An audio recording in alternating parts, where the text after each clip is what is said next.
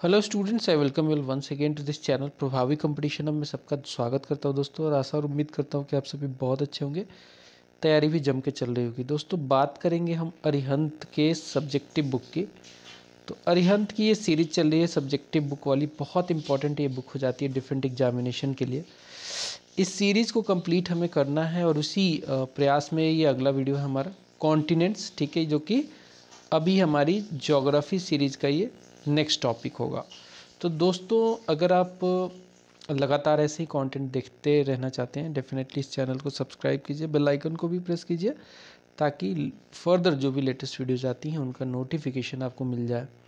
दोस्तों, कॉन्टिनेंट्स की बात करें तो सबसे पहले इस वर्ड का मीनिंग समझना बहुत ज़रूरी है, क्योंकि ये कॉन्टिनेंट जो होता है, ये कॉन्टिनेंट लैंड से संबंधित वर्ड है, जिसका मतलब होता है कंटिन्यूअस या फिर कनेक्टेड लैंड कहते हैं इसको। अगर हम बात करें हमारे टोटल जो हमारा लैंड मास है अर्थ पे, जो टोटल लैंड मास है उनका डिवीज़न 7 मेजर भागों में किया गया है। 7 मेन डिवीज़न हुआ है हमारे लैंड का। एक एक डिवीज़न को हम लोग कॉन्टिनेंट बोलते हैं। तो टोटल कॉन्टिनेंट की संख्या जो है वो 7 है। एरिया वाइज देखें, एरिया वाइज अगर कॉन्टिनेंट्स की बात करें तो सबसे बड़ा कोई कॉन्टिनेंट है वो है एशियन कॉन्टिनेंट, जिसके हम पार्ट हैं, ठीक है। India is part of Asia continent. और ये जो है वर्ल्ड में अर्थ पे जितने भी लैंड मास हैं उसका टोटल एरिया ये कैप्चर करता है 29.5%। सेकेंड लार्जेस्ट जो कॉन्टिनेंट है वो अफ्रीकन कॉन्टिनेंट है, जहाँ पे माना जाता है कि मानव की उत्पत्ति सबसे पहले इसी कॉन्टिनेंट में हुई थी। अगर इन टर्म्स ऑफ परसेंटेज बात करें कि कितना एरिया ये होल्ड करता है अर्थ का, तो ये जो है ये होल्ड करता है अर्थ का 20.4%।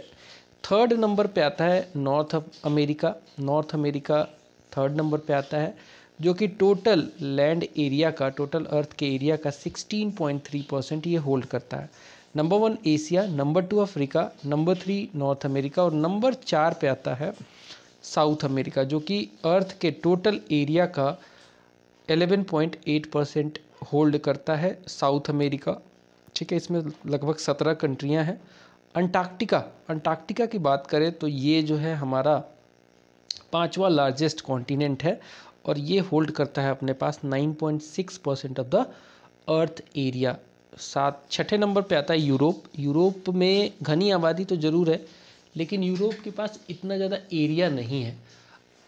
इसके पास जो एरिया है मात्र 6.7% है। अगर वही बात करें ऑस्ट्रेलिया की, तो ऑस्ट्रेलिया के पास टोटल एरिया जो है वो 5.3% है। 5.3% एरिया जो है ऑस्ट्रेलिया के पास है।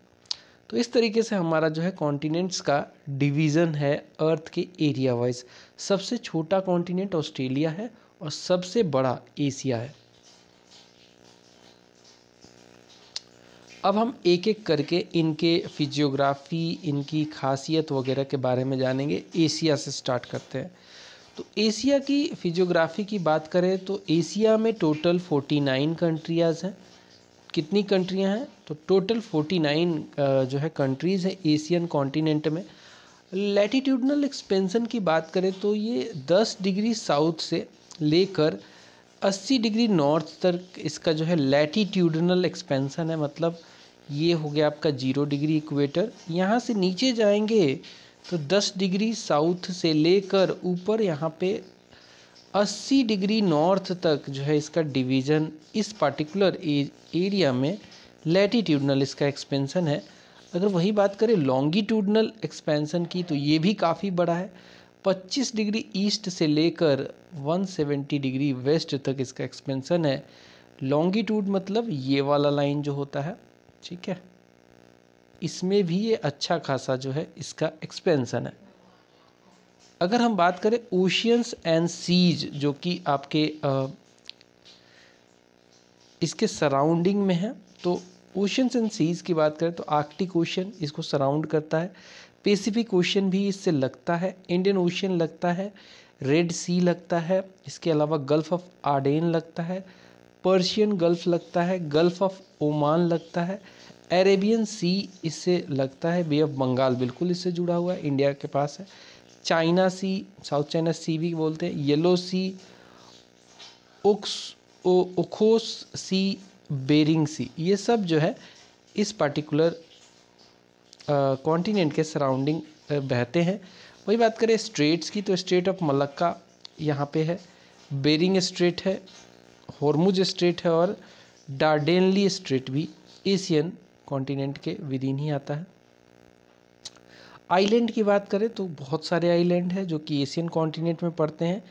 कुरीले island, Sakhalin island, Honshu island जो कि जापान का वन ऑफ द सबसे बड़ा जो है आइलैंड माना जाता है Honshu, Shikoku island, Hokkaido island, Taiwan खुद एक आइलैंड कंट्री है, चाइना इसको क्लेम करता है, बोर्नियो आइलैंड काफ़ी बड़ा है, Sumatra, Java, Celebes, New Guinea, Philippines, even Sri Lanka, Bahrain और सिप्रस, ये सब आइलैंड्स हैं जो कि अफ्रीका में पड़ते हैं। अब कुछ फाइनर पॉइंट्स देख लेंगे हम अफ्रीका बोल रहा हूँ, एशियन कॉन्टिनेंट से related. So number 1, Caspian sea जो है it is the world's largest lake and 5 times larger than the lake Superior. जो कैस्पियन सी है वो वर्ल्ड का लार्जेस्ट लेक है, 5 टाइम बड़ा है ये लेक सुपीरियर से। कैस्पियन सी वर्ल्ड का लार्जेस्ट लेक है, 5 टाइम्स लार्जर है ये लेक सुपीरियर से। वही अगर बात करें हुआंगहो की, तो हुआंगहो जो है it is known as China's sorrow. ये नदी चाइना में बहती है और बहुत सारा जो है फ्लड लेके आती है, that is why it is called Huangho is called China's sorrow. It flows through the loess land, hence it is called Yellow Sea also. वही अगर बात करें अमूर रिवर की, तो अमूर रिवर जो है it forms the boundary between Russia and China. सवाल आ सकता है कि which river forms the boundary between Russia and China, correct answer will be Amur river. Yangtze Kiang river की बात करें तो ये लार्जेस्ट रिवर है एशिया की, यांगत्जे कियांग लॉन्गेस्ट रिवर है ये एशिया की, यांगत्जे कियांग। लाओस की बात करेंगे तो ये साउथ ईस्ट नेशन है ये, सो साउथ ईस्ट एशिया में पड़ता है। Laos is the only land locked country पड़ता है साउथ ईस्ट एशियन पेनिनसुला में। बाकी साउथ ईस्ट एशियन पेनिनसुला में थाईलैंड हो गया, वियतनाम हो गया, कंबोडिया, ऐसे जो देश हैं वो कहीं ना कहीं सी से जुड़े हुए लैंड लॉक नहीं है। ओनली एकमात्र कंट्री जो है इस पर्टिकुलर पेनिनसुला में, साउथ ईस्ट एशियन पेनिनसुला में, तो वो लाओस है जो कि कम्प्लीटली लैंड लॉक्ड है, मतलब इसका कोई भी एरिया बाउंड्री जो है सी से नहीं लगता है। इरावदी नदी जो है, इरावदी नदी is known as the life line of Myanmar, ठीक है। इरावदी नदी में डॉल्फिन भी बहुत ज़्यादा पाए जाते हैं। In gulf of Martaban where pearls are found, ठीक है। गल्फ ऑफ मार्ताबन में क्या पाए जाते हैं, पर्ल्स पाए जाते हैं। वही बात करें अगर फुजियामा की, तो Fujiyama is a volcanic mountain, it is the highest peak of Japan. Fujiyama जो है एक वोल्केनिक माउंटेन है और ये हाईएस्ट पीक है जापान का, हाईएस्ट पीक है जापान का। So Japan is the most industrialised nation of Asia. Japan क्या है, ये मोस्ट इंडस्ट्रियलाइज्ड नेशन है एशिया का। Japan is called the land of rising sun. Japan जो है लैंड ऑफ राइजिंग सन भी कहलाता है, और जापान जो है मोस्ट इंडस्ट्रियलाइज्ड नेशन है एशिया का। वही अगर बात करें म्यांमार की, तो Myanmar is called the land of mountains and reverse. Myanmar जो है it is called the land of mountains and reverse कहा जाता है। म्यांमार को land of mountains and reverse कहा जाता है, ठीक है। पाकिस्तान जो है ये भी एशिया में ही आता है एंड हमारा पड़ोसी है। Pakistan is called country of canals. ये बहुत इंपॉर्टेंट सवाल है, पूछा जाता है, कई बार लोग कंफ्यूज हो जाते हैं, सही में कंट्री ऑफ कैनल्स जो होगा पाकिस्तान ही होगा क्या। सही में यहाँ पे कैनल्स बहुत ज़्यादा है, क्योंकि इंडस रिवर जो बहती है उसके थ्रू बहुत सारे कैनल्स निकलते हैं। Dead Sea one of the saltiest water body है इन द वर्ल्ड।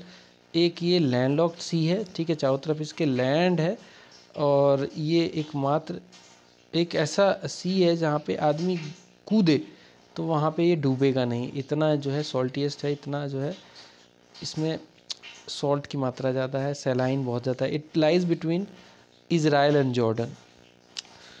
ओसाका की बात करें तो Osaka is called the Manchester of Japan. Osaka एक शहर है और कपड़े की टेक्सटाइल वगैरह की वजह से इंडस्ट्री की वजह से इसको मैनचेस्टर ऑफ जापान कहा जाता है। लार्जेस्ट आइलैंड ऑफ एशिया की बात करें तो ये है लार्जेस्ट आइलैंड जो एशिया में है वो है बोर्नियो। और ये सवाल स्टार लगा लो, बार बार पूछा जाता है। Largest island of Asia is Borneo. कुछ और पॉइंट्स देख लेते हैं। Longest river of Asia is Yangtze जो कि चाइना की नदी है। Longest river of Asia is Yangtze जो कि चाइना की नदी है। लार्जेस्ट डेजर्ट जो है एशिया का वो अगेन चाइना और मंगोलिया में पड़ता है, Gobi desert. Gobi desert very important. Most densely populated country Asia की कौन सी है? सिंगापुर। यहाँ पे पॉपुलेशन जो है 1 स्क्वायर किलोमीटर में सबसे ज़्यादा है बाकी कंट्रियों से जो कि एशिया में पड़ती है। तो मोस्ट डेंसली पॉपुलेटेड कोई कंट्री है एशिया की तो वो है सिंगापुर। बिगेस्ट जो प्रोड्यूसर है एंड एक्सपोर्टर है रबड़ का वो वर्ल्ड में थाईलैंड है। सबसे ज़्यादा किसी देश में वर्ल्ड में रबड़ होता है वो है थाईलैंड। लार्जेस्ट गोल्ड माइन जो है वर्ल्ड का वो पड़ता है ग्रासबर्ग में। लार्जेस्ट गोल्ड माइन जो है वर्ल्ड का वो पड़ता है ग्रासबर्ग में। अगेन ये भी एशियन कॉन्टिनेंट में पड़ता है। अब कुछ हम देखेंगे जो स्ट्रक्चरल एस्पेक्ट है एशिया के हैं, कैसे माउंटेन्स कहाँ पे है और किस रीजन में माउंटेन्स पड़ता है, उन सब चीज़ों के बारे में जानेंगे, ठीक है, जो कि under the heading of structural aspect of Asia आएगा। तो माउंटेन्स की बात करें तो एशिया में बहुत सारे माउंटेन्स हैं, जैसे कि हिमालयस जो कि बिल्कुल भारत से सटा हुआ है। भारत में अगर आप देखोगे तो हिमालय जो है भारत और नेपाल में पूरा ऐसे जो है ऐसे पूरा कवर्ड है, ये पूरा हिमालयन रीजन है। तो हिमालय है भारत में, एशिया में। काराकोरम है, काराकोरम रेंज भी है माउंटेन्स। कैलाश माउंटेन्स है, कुनलून शान माउंटेन है, टियान शान अल्ताई माउंटेन है, सयान माउंटेन है। इसके अलावा यबलो नोबी माउंटेन है, स्टैन बॉय माउंटेन है। इसके अलावा कोलियामा है, वर्ख यो यांस्क है। इसके अलावा पेगू योमा माउंटेन है यहाँ पे, अराकन योमा माउंटेन है, हिंदुकुश माउंटेन है, एलब्रुज माउंट एलब्रुज है, माउंट सुलेमान है, माउंटेन्स किरथूर है, मरकन है, जैगरोज है, पॉन्टिक है और टॉरस है। इस तरीके से माउंटेन्स का जो है डिवीज़न है, इनके नाम जो कि एशिया में पड़ते हैं। इसके अलावा बात करें माउंटेन्स जो है साउथ वेस्ट में जो पड़ता है वो पड़ता है सुलेमान। एशिया के साउथ ईस्ट में कौन सा माउंटेन है? सुलेमान माउंटेन है। पामीर नॉट हमारे जस्ट ऊपर ही पड़ता है, साउथ ईस्ट में पड़ता है। हिमालय और काराकोरम कुनलुन ये सब वहाँ पे पड़ते हैं, ठीक है, पामीर नॉट में। नॉर्थ ईस्ट में इसके टियान शान है, नॉर्थ वेस्ट में हिंदुकुश है, ये पामीर नॉट के आसपास का एरिया। माउंटेन्स फ्रॉम अगर हम देखें आर्मेनियन नॉट में तो साउथ वेस्ट में पड़ता है आपका टॉरस, साउथ ईस्ट में जैगरोज और नॉर्थ ईस्ट में पड़ता है एलब्रूज और नॉर्थ वेस्ट में पड़ता है पॉन्टिक। रिवर्स की बात करें तो बहुत सारी नदियाँ बहती हैं एशिया में। इसमें से ओब रिवर है, येनीसे रिवर है, आमूर रिवर है, यालू। आमूर मैंने बताया था रसिया और चाइना के बीच में बाउंड्री बनाता है। यालू नदी है, वांगहो नदी है जो कि चाइना की सौरो कही जाती है, बार बार बाढ़ लेके आती है। सी कियांग है, मेकोंग रिवर, मेकोंग थाईलैंड वगैरह में बहती है। टिग्रिस नदी, यूफ्रेट्स नदी, आमू दरिया नदी और सिर दरिया नदी, ऐसी नदियाँ जो हैं एशिया में बहती हैं। लेक्स की बात करें तो लेक्स भी बहुत है, जैसे lake Baikal, lake Balkhash, lake Van Golu, lake Assad, lake, इसके अलावा डेड सी है जो कि अगेन एक लेक है क्योंकि चारों तरफ ये लैंड मास से घिरा हुआ है। टोनले सैप है, तोबा है, लोप नोर है, कैस्पियन सी है और सी ऑफ गुलीली है, सी ऑफ गैलीली है। प्लेन्स की बात करें तो मंचूरियन प्लेन्स है, ठीक है, ग्रेट प्लेन ऑफ चाइना है, वेस्ट साइबेरियन प्लेन है और मेसोपोटामियन प्लेन है। डेजर्ट्स की बात करें तो रुब अल खली डेजर्ट है, अल नफूद डेजर्ट है, दस्ते कबीर डेजर्ट है, दस्ते लूट डेजर्ट है, गोबी डेजर्ट है, थार डेजर्ट है, टकला मकान डेजर्ट है और सीरियन डेजर्ट जैसे डेजर्ट्स पड़ते हैं। प्लेटूज की बात करें तो लद्दाख प्लेटू है, तिब्बत प्लेटू है, यूनान प्लेटू है, पामीर प्लेटू है, आर्मेनियन प्लेटू है, ईरानियन प्लेटू है, मंगोलियन प्लेटू है, इंडो चाइना प्लेटू है, शान प्लेटू है, डेक्कन प्लेटू है जो कि भारत के पूरा ये वाला रीजन पड़ता है, नीचे वाला साउथ वाला, बलूचिस्तान है जो कि आपके पाकिस्तान में पड़ता है, अरेबियन प्लेटू है, अंटोलिया है, लोएस है, ये सब प्लेटू भी यहाँ पड़ते हैं। अगर हम बात करेंगे सोशल कल्चरल एस्पेक्ट की एशिया की, तो एक एक पॉइंट वाइज हम इसको देख लेते हैं। तो चलिए अब हम बात करेंगे सोशल और कल्चरल एस्पेक्ट की। तो एशिया सोशली और कल्चरली बोथ मैं कहूँगा कि बहुत ही रिच कॉन्टिनेंट माना जाता है, क्योंकि ये एक ऐसा कॉन्टिनेंट है जहाँ पे आबादी सबसे ज़्यादा है। आबादी सबसे ज़्यादा होने की बात तो है ही, साथ में वैरायटी ऑफ पीपल रहते हैं, different caste, different religion, different sect को फॉलो करने वाले। सो Asia is a birth place of great religions like Judaism, Christianity, Islam from Mediterranean lands, Confucianism from China, Hinduism, Buddhism and Jainism, तीनों India से। तो इस तरीके से आप देख सकते हैं डिफरेंट सेक्ट को फॉलो करने वाले, डिफरेंट रिलीजन को फॉलो करने वाले लोग यहाँ पे रहते हैं। The ancient river valley civilization of Asia are the Indus Valley, Mesopotamian civilization and Chinese civilization also. So there are also contrast in the development of language like Tamil, Japanese, Chinese and Arabic are rich in literature while some have only dialects with no script. कुछ में dialects ही हैं, बस भाषा है, उनका कोई script नहीं है। And the three most prominent racial groups in Asia are Arabian groups, which are composed of Arabs people, Iranians, Jews and Turks।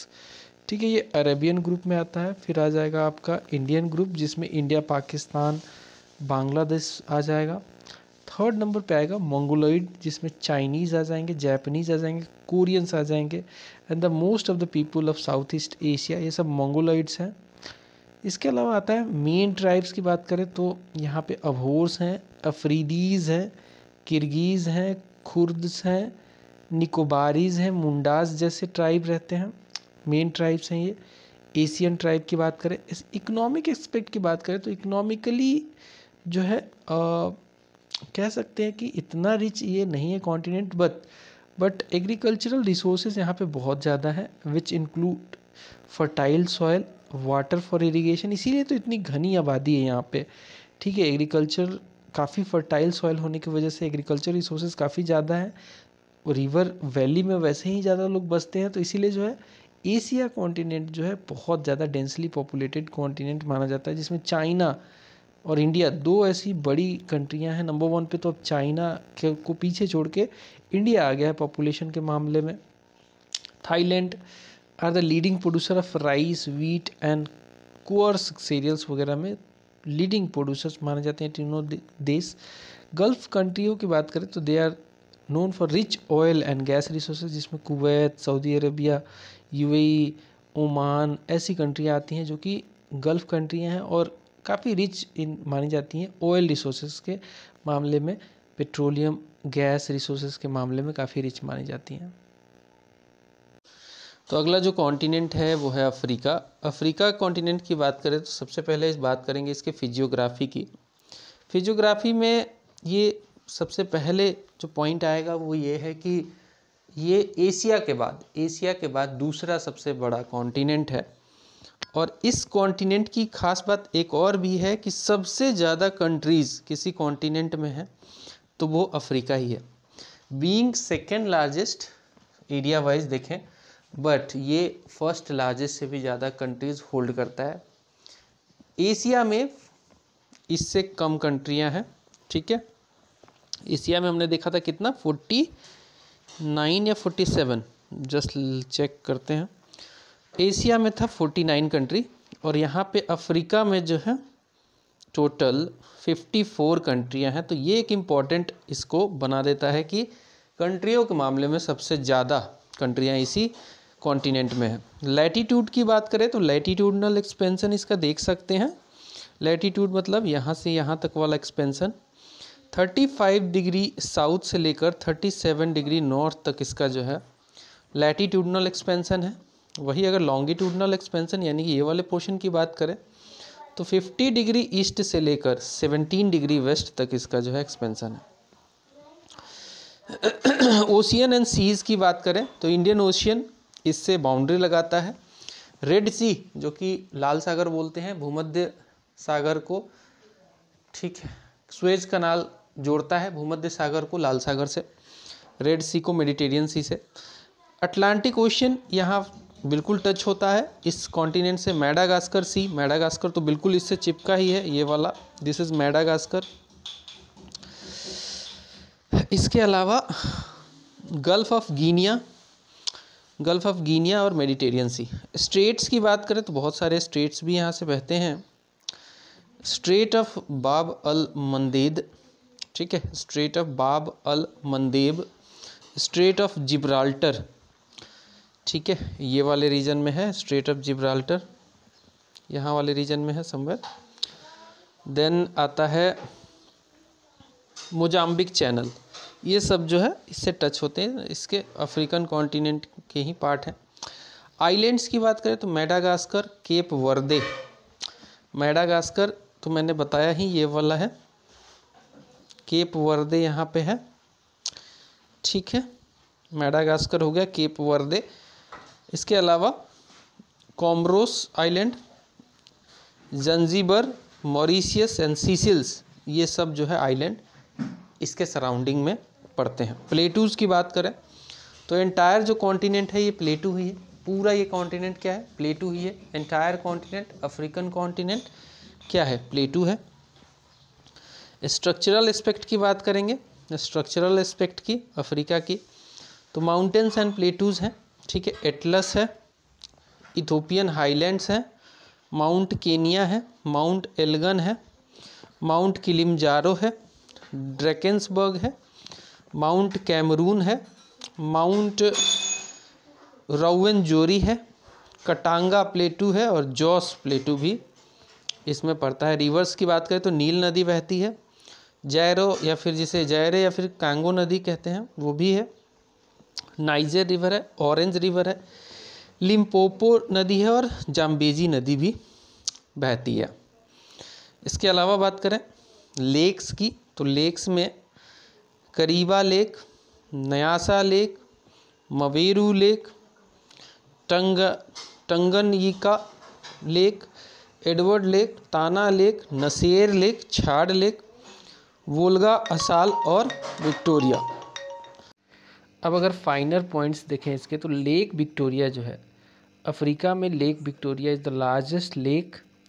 And अगर बात करें ये कहाँ पे लोकेटेड है तो ये युगांडा में लोकेटेड है, युगांडा, केनिया और तंजानिया के बीचों बीच लोकेटेड है Lake Victoria. It is source of White Nile river, the equator passes through it. जो ये लेक है इसके ऊपर से इक्वेटर होके गुजरता है। इक्वेटर क्या होता है, 0 डिग्री लैटिट्यूड, जो अर्थ को 2 इक्वल भाग में बांटता है, नॉर्दर्न हेमिस्फीयर और साउदर्न हेमिस्फीयर में। Nasser lake is a man made lake which lies on Nile river and located between the Egypt and Sudan. Nasser जो है वो एक मैन मेड लेक है which lies on Nile river and located between Egypt and Sudan. Nile river is the longest river of the world and life line of Egypt. Nile नदी जो है longest river है world की और life line है Egypt की।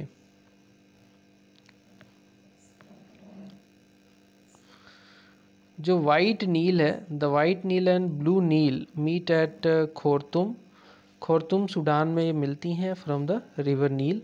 South Sudan जो है ये 54th है, न्यू बॉर्न कंट्री है अफ्रीका की एंड इसका कैपिटल जो है वो जूबा है। साउथ सूडान जो है 54th है, न्यू बॉर्न कंट्री है अफ्रीका की और इसका कैपिटल जो है वो जूबा है।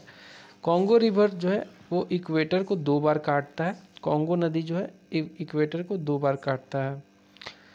The Zambezi River includes Victoria Fall, one of the largest fall in the world.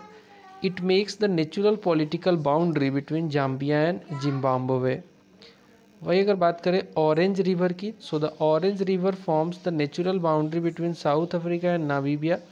The Orange River forms the natural boundary between South Africa and Namibia.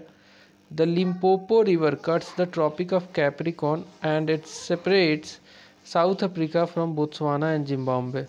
Limpopo नदी जो है ये कट करती है ट्रॉपिक ऑफ कैप्रिकॉर्न को, जो कि 23.5 degree south में है, 23.5 डिग्री साउथ में है। लिम्पोपो नदी से कट करती है और सेपरेट करती है साउथ अफ्रीका को बोत्सवाना और जिम्बाब्वे से। अच्छा, एक और बता दूँ, एकमात्र ऐसा कॉन्टिनेंट है जहाँ से तीनों लाइनें होकर गुजरती है, tropic of Capricorn, tropic of Cancer and equator. मात्र एक कॉन्टिनेंट है ये। The highest peak of Africa is mount Kilimanjaro. Africa की हाईएस्ट पीक है माउंट किलिमंजारो, जो कि तंजानिया में लोकेटेड है, the 3 points where Africa almost touches Eurasia are Gibraltar, Suez and Bab al Mandeb. The highest temperature in the world has been recorded in Al Aziziyah which is at Libya. और second highest जो है वो हमारा Hanumangarh district को माना जाता है, जहाँ पे 55 डिग्री के आसपास सेल्सियस टेम्परेचर रिकॉर्ड किया गया। लेकिन ये लीबिया का जो ये पार्टिकुलर जगह है अल अजीजिया, यहाँ पे 58 डिग्री सेल्सियस देखा गया और ये हॉटेस्ट प्लेस वर्ल्ड का माना जाता है। अब हम अफ्रीका के सोशल कल्चरल एस्पेक्ट को देखेंगे। यहाँ पे भी जो माना जाता है कि भैया जो आदमी की, इंसान की, मानव जाति की उत्पत्ति हुई अफ्रीका से ही हुई है। So the blacks living in the equatorial and tropical regions form about 70% of the population. तो ब्लैक्स जो है वो मतलब अफ्रीकन मेनली ब्लैक्स ही होते हैं, तो 70% पॉपुलेशन जो है यहाँ पे इस कॉन्टिनेंट में वो ब्लैक्स का ही है, जो कि इक्वेटोरियल और ट्रॉपिकल रीजन में रहते हैं और काफ़ी गरीबी है इस पार्टिकुलर कॉन्टिनेंट में। Swahili is a famous language of Africa apart from French. देखिए, अफ्रीका को मेनली जो है फ्रेंच वालों ने, इंग्लिश वालों ने कॉलोनी बनाई थी, तो अफ्रीका में सहवाली तो है ही उनकी लैंग्वेज। इसके अलावा फ्रेंच भी बोली जाती है, इंग्लिश भी बोली जाती है, कुछ अदर रीजनल और ट्राइबल लैंग्वेजेस भी बोली जाती है, क्योंकि बहुत सारे ट्राइब्स रहते हैं। उनमें सबसे फेमस हैं वो है pygmy tribes. So the pygmies of Congo basin are notable for their short stature. ठीक है, पिग्मी ट्राइब जो है बहुत खतरनाक भी ट्राइब माना जाता है, ये कई बार आदमी को भी खा जाते हैं। मेन ट्राइब्स की बात करेंगे तो बुशमैन ट्राइब है, मसाई ट्राइब है, बर्बस ट्राइब है, जूलू ट्राइब है, नूबिया है, डगोन है, बम्बा है, अफर है और अम्हारा। ये सब मेन ट्राइब्स हैं अपार्ट फ्रॉम पिग्मीज। अब हम बात करेंगे इकोनॉमिक एक्सपेक्ट की, जो कि अफ्रीका की इतनी अच्छी नहीं है। इकोनॉमिकली अफ्रीकन कॉन्टिनेंट इतना अच्छा नहीं है, कुछ देशों को छोड़ दिया जाए तो बहुत गरीबी है। Africa is rich in mineral deposit, of course ठीक बात है, मिनरल डिपॉजिट्स के मामले में अच्छा खासा इसका पोजीशन है और अच्छा खासा मिनरल डिपॉजिट जो है ये होल्ड करता है अपने पास। And these minerals are mostly found on the plateau region south of the equator. The minerals found in Africa are diamond, gold, copper, bauxite, platinum, iron और पेट्रोलियम और मैग्नीज। जो यहाँ पे मिनरल्स पाए जाते हैं वो डायमंड्स हैं, गोल्ड हैं, कॉपर हैं, बक्साइट, प्लेटिनम, आयरन और पेट्रोलियम और मैग्नीज जैसे जो है पाए जाते हैं। Cotton is the chief cash crop of Africa. Cotton क्या है? कॉटन जो है चीफ कैश क्रॉप है अफ्रीका का। इजिप्ट एंड सूडान जो है it grow the best quality long staple cotton जो है यहाँ पे होता है। कॉटन जो है चीफ कैश क्रॉप है अफ्रीका का। इजिप्ट और सूडान यहाँ पे बेस्ट क्वालिटी के लॉन्ग स्टेपल कॉटन जो है उगते हैं। Ethiopia and Kenya are the leading producers of coffee. ठीक है, इथोपिया और केनिया जो है लीडिंग प्रोड्यूसर है कॉफ़ी के। ऑयल पाम की बात करें, oil palm is a part of natural vegetation and large quantities of palm oil is produced in West African countries. Oil palm जो है it is a part of natural vegetation and large quantities of palm oil is produced in West African countries. Zanzibar जो है it leads in the export of cloves. Zanzibar जो है cloves के मामले में top पे है, खूब क्लोव्स ये एक्सपोर्ट करता है। लीडिंग प्रोड्यूसर इन अफ्रीका देख लेंगे, एग्रीकल्चरल प्रोड्यूस एक तरफ है और कौन सा देश इसका प्रोडक्शन सबसे ज़्यादा करता है, तो टी की बात करें तो केनिया जो है, केनिया इसमें टॉप पे है, लीडिंग प्रोड्यूसर टी में केनिया है। वीट की बात करें तो इथोपिया जो है नंबर 1 पे आता है लीड के प्रोडक्शन में। रबड़ की बात करें तो घाना। मिनरल की देख लें तो गोल्ड घाना कोस्ट में बहुत ज़्यादा पाया जाता है। कॉपर के लिए जायरे रीजन काफ़ी फेमस है। फॉस्फेट के लिए मोरक्को काफ़ी फेमस है। तो हमारा जो है अफ्रीकन कॉन्टिनेंट के बारे में हमने कवर कर लिया। अब हम कवर करेंगे नॉर्थ अमेरिका। सबसे पहले यहाँ की फिजियोग्राफी मतलब कि वहाँ पे क्या कौन से लोकेशन पे लोकेटेड है, और प्लेटूज कहाँ हैं, माउंटेन्स कैसे हैं, नदियाँ वगैरह, ये सब फिजियोग्राफी में आ जाएगा। सो नॉर्थ अमेरिका की बात करें, so north America is the planet which is third largest continent. इसमें टोटल 23 कंट्रियाँ हैं, और मोर देन जो है इसमें 12 के आसपास जो है 12 और 12 से ज़्यादा ही स्मॉल आइलैंड्स हैं। North America third largest continent है आफ्टर अफ्रीका, मतलब सबसे ऊपर तो आता है एशिया, फिर अफ्रीका, फिर आता है North America. It is the third largest continent, includes 23 countries and more than 12 islands यहाँ पे लोकेटेड हैं। लैटिट्यूडनल जो इसका एक्सपेंशन है आप देख सकते हैं, लैटिट्यूडनल मतलब ये वाला जो है इसका 60 डिग्री नॉर्थ से लेकर 60 डिग्री नॉर्थ यहाँ पे आएगा, 84 डिग्री नॉर्थ तक ये फैला हुआ है। अगर लॉन्गिट्यूड की बात करें तो इतना ज़्यादा नहीं है। लॉन्गिट्यूड जो है 70 डिग्री वेस्ट से लेकर 180 डिग्री इधर आएगा, 70 डिग्री वेस्ट से लेकर 180 डिग्री वेस्ट तक ये फैला हुआ है। मेजर डेजर्ट्स यहाँ पे जो है वो है चिहुआहुआ डेजर्ट है, कोलोराडो डेजर्ट है, इसके अलावा मुजेव डेजर्ट है, और सोनोरन डेजर्ट है। तो आपको ऐसा सवाल पूछ लेगा कि कौन सा डेजर्ट यहाँ पे पाया जाता है। ऑप्शन में एक गोबी दे दिया मान लो, तो गोबी जो है एशिया का एक डेजर्ट है। तो ऐसे आपको पता होना चाहिए कि कौन सा डेजर्ट कहाँ पे है। इस तरीके से देखेंगे। अगला ओशन और सीज़ के बारे में, तो अटलांटिक ओशन इसके सराउंडिंग में बहता है। इसके अलावा कैरेबियन सी बहता है, गल्फ ऑफ कैलिफोर्निया बहता है, गल्फ ऑफ अलास्का भी बहता है, बेरिंग सी और हडसन बे जैसा बाउंड्री ये सब टच करता है। आइलैंड्स की बात करें तो ग्रीनलैंड सबसे बड़ा आइलैंड माना जाता है, बैफिन है, विक्टोरिया है, न्यू फाउंडलैंड जहाँ पे मछली के लिए बहुत ज़्यादा, फिशिंग के लिए बहुत इंपॉर्टेंट ये जगह है, क्यूबा है, जमाइका है, हैती है, बरमूडा है, और हवाईयन आइलैंड्स जो है ये जो है बहुत फेमस है। फिर आते हैं हम स्ट्रक्चरल एस्पेक्ट के बारे में। नॉर्थ अमेरिका के स्ट्रक्चरल एस्पेक्ट के बारे में बात करेंगे। माउंटेन्स की सबसे पहले चर्चा कर लेते हैं। तो माउंटेन्स की बात करें तो ब्रुक्स रेंज जो है, ब्रुक्स रेंज बहुत फेमस है यहाँ पे, अलास्का फेमस है, एलुटियन रेंज फेमस है, कैस्केड रेंज है, रॉकी माउंटेन है, कोस्ट रेंज है, और सियरा नेवादा भी यहाँ पे पड़ता है।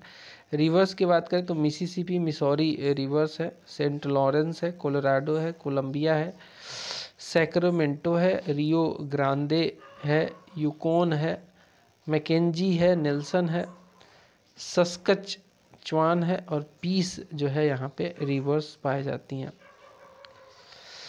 वही अगर बात करें लेक्स के बारे में तो ग्रेट बियर लेक है, ग्रेट स्लेव लेक है, अथाबस्का है, विनीपेग है, सुपेरियर है लेक मिशिगन है, हुरोन है, ईरी है अगेन, ओंटारियो है, ग्रेट सॉल्ट लेक है, और मीड लेक यहाँ पे पड़ता है। प्लेटू की बात करें तो कोलंबिया स्नेक प्लेटू है, कोलोराडो प्लेटू है, और मैक्सिकन प्लेटू है।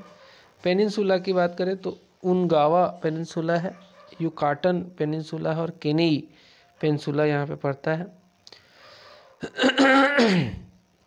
कुछ फाइनल पॉइंट्स और देखेंगे तो 49 डिग्री जो लैटिट्यूड है, 49 डिग्री लैटिट्यूड पैरेलल जो है, it forms the boundary between Canada and USA. Canada USA के बीच में कौन सी लैटिट्यूड है? 49 डिग्री लैटिट्यूड। 49 डिग्री पैरेलल जो है ये कनाडा को यूएसए से अलग करता है, और ये लॉन्गेस्ट बाउंड्री है वर्ल्ड में किन्हीं दो कंट्रियों के बीच में। एंड द 100 वेस्ट लैटिट्यूड जो है वो नॉर्थ अमेरिका को डिवाइड करता है मोर और लेस 2 इक्वल पार्ट्स में। ठीक है, मोर और लेस 2 इक्वल पार्ट्स में 100 डिग्री वेस्ट जो कि आपका लॉन्गिट्यूड है। ठीक है, ये ऐसे डिवाइड करता है नॉर्थ अमेरिका कुछ इस तरीके से नॉर्थ अमेरिका ऐसे बांट देता है। Canada has longest coast line, world में सबसे ज़्यादा कोस्ट लाइन किसका है? कनाडा का है। तो ये सवाल बन जाएगा आपके एग्जाम में। And is the second largest country in area के टर्म में सेकेंड लार्जेस्ट है रसिया के बाद। Canada has longest coast line in the world and it is the second largest country in terms of area in the world. USA की बात करें तो USA is the 4th largest country in the area में के हिसाब से 4th largest country है after Russia,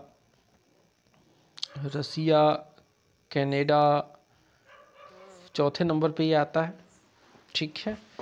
and it is the third largest country in terms of population in the world. USA की बात करें तो इरिक कैनाल जो है, Erie canal, Great Lakes waterways, Saint Lawrence seaway are some of the most important canals of North America.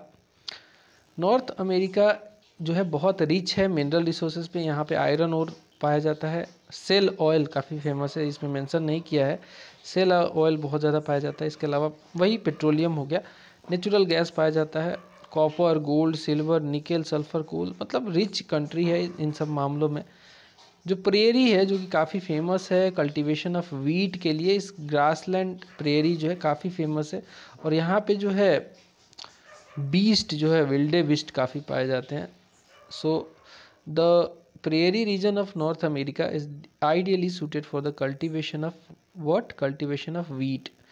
जो यहाँ पे coniferous forest है, कुछ इस तरीके के जो फॉरेस्ट होते हैं, ठीक है, कोनीफेरस फॉरेस्ट कहे जाते हैं। ये फॉरेस्ट जो है नॉर्थ अमेरिका के, it provides large quantities of soft wood. क्या प्रोवाइड करते हैं? Large quantity of soft wood provide करते हैं। The prominent trees are fir, pine, larch और स्प्रूस वगैरह हैं। Black Hills, Blue Hills and Green Hills are located in USA. Black Hills, Blue Hills और Green Hills जो है located है USA में। लॉन्गेस्ट रिवर जो है नॉर्थ अमेरिका की वो है मिसौरी। लॉन्गेस्ट रिवर जो है नॉर्थ अमेरिका की वो है Missouri. Lake superior is the largest fresh water lake in the world. Lake superior जो है लार्जेस्ट फ्रेश वाटर लेक है वर्ल्ड का। एंड कनाडा जो है it is the largest producer of the news print in the world. Canada जो है वो largest producer है न्यूज़ प्रिंट का इन the world. A worker in the logging industry, a worker in the logging industry in north America is called as lumberjack. A worker in the logging industry in North America is called as lumberjack, इसको कहा जाता है। The Panama Canal connects Caribbean Sea and Pacific Ocean. Canada Panama canal जो है Caribbean sea को Pacific ocean से connect करता है, और ऐसा कैनल है जिसे लॉक किया जा सकता है, लिटरली इस पर ताला लगाया जा सकता है। By using Panama Canal, the distance from New York to San Francisco, New York से सैन फ्रांसिस्को की जो दूरी है वो शॉर्ट हो जाती है by nearly 23,200 kilometre. This is very important. San Francisco कहाँ पे है? ये यूएसए में ही है, और न्यूयॉर्क जो है आपको यूएसए में ही है। बट इनके बीच की दूरी अगर आप समुंदर के रास्ते पैसिफिक ओशियन के थ्रू नहीं गए तो 23,200 किलोमीटर पड़ जाती है। सोशल कल्चरल एस्पेक्ट की बात करेंगे नॉर्थ अमेरिका में, तो स्कीमो जो हैं, Eskimo who live in frozen north belong to Mongoloid race. किस रेस से बिलोंग करते हैं? मंगोलॉइड रेस से बिलोंग करते हैं Eskimos. Eskimos who live in frozen north belong to the Mongoloid race. The Spanish, Portuguese, French, Dutch और British जो हैं they have set up colonies along the coast of North America. स्पेनिशों ने, पुर्तगीज़ों ने, फ्रेंचों ने, डचों ने और ब्रिटिशर्स ने यहाँ पे सेटअप किया है कॉलोनी नॉर्थ अमेरिका में। फाइनली नॉर्थ अमेरिका में यूएसए की बात करें तो ये जो है आज़ाद हो गया था 1776 में। अगर बात करें हम इंग्लिश, स्पेनिश, फ्रेंच वगैरह, तो यहाँ पे ये पॉपुलर स्पोकन लैंग्वेजेस हैं इस पार्टिकुलर कॉन्टिनेंट में, बहुत लोग बोलते हैं। Most of the people belong to Christianity, ज़्यादातर लोग क्रिश्चियन है, क्रिश्चियनिटी को फॉलो करते हैं। मेन ट्राइब्स यहाँ पे कौन कौन से? अबेनाकी है, इसके अलावा क्रो है, इनू है, सौनी है, यूरोक है, क्री है, ओमाहा ट्राइब भी यहाँ पड़ता है और सिनेका ट्राइब भी यहाँ पे रहता है।